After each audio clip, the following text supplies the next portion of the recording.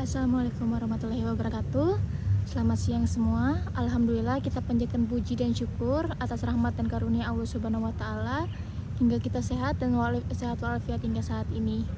Perkenalkan, nama saya Meifa Rosyanti. Saya dari Fakultas Industri Kreatif, jurusan Desain Produk, dengan kelas Agama Islam DP 4602 jam 8.30 pagi.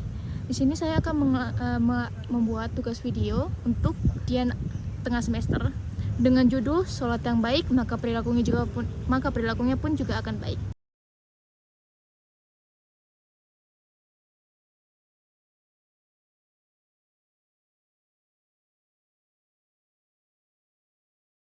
Yang pertama, saya akan memberi definisi mengenai sholat. Sholat merupakan ibadah wajib yang tidak hanya menjadi bentuk ketaatan kepada Allah, tetapi juga menjadi cermin kepribadian atas sikap seorang muslim. Sholat adalah tiang agama dan ibadah yang utama dalam membedakan orang beriman dan tidak beriman. Itu juga tertulis dalam Al-Quran. Allah Subhanahu wa taala berfirman dalam surat Al-Ankabut ayat 45, yaitu yang berbunyi, Utlu ma uhiya ilaika minal kitabi wa aqimis sholata innas sholata tanha anil fahsya'i wal munkar walazikrullahi akbar wallahu ya'lamu mastasnaun, yang artinya, bacalah apa yang telah diwahyukan kepadamu, yaitu Alkitab, Al-Quran, dan dirikanlah sholat. Sesungguhnya sholat itu mencegah dari perbuatan keji dan munkar. Dan sesungguhnya mengingat Allah, sholat adalah lebih besar keutamaannya. Dan Allah mengetahui apa yang kamu kerjakan. Dari ayat ini kita memahami bahwa sholat bukan sekedar keperluan atau kelakuan fisik, tetapi juga sarana untuk melatih hati agar menjauhi perbuatan keji dan munkar. Artinya, orang yang menjaga sholatnya dengan baik seharusnya juga terjaga perilakunya dalam kegiatan sehari-hari. Rasulullah Shallallahu Alaihi Wasallam menegaskan pentingnya sholat sebagai pondasi keimanan. Sholat adalah tiang agama. Barang siapa menegakkannya, maka ia telah menegakkan agamanya. Dan barang siapa meninggalkannya, maka ia telah merobohkan agamanya sendiri. HR Baihaqi.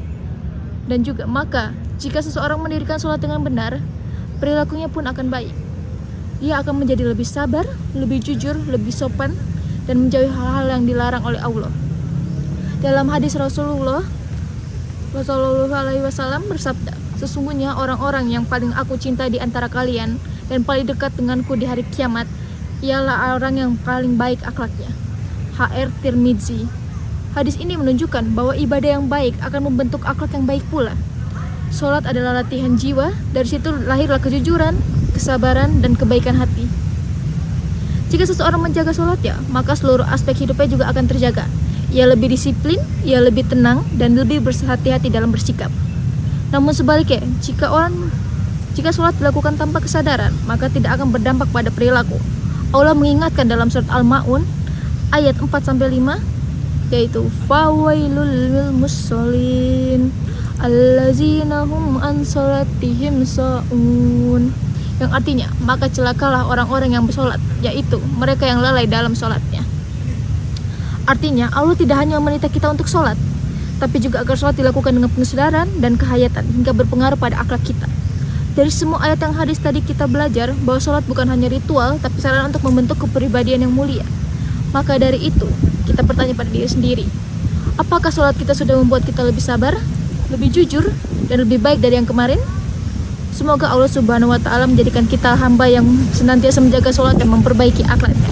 Mungkin sekian dari saya. Mohon maaf jika ada kekurangan kata dan kesalahan saat mengucapkan. Wassalamualaikum warahmatullahi wabarakatuh.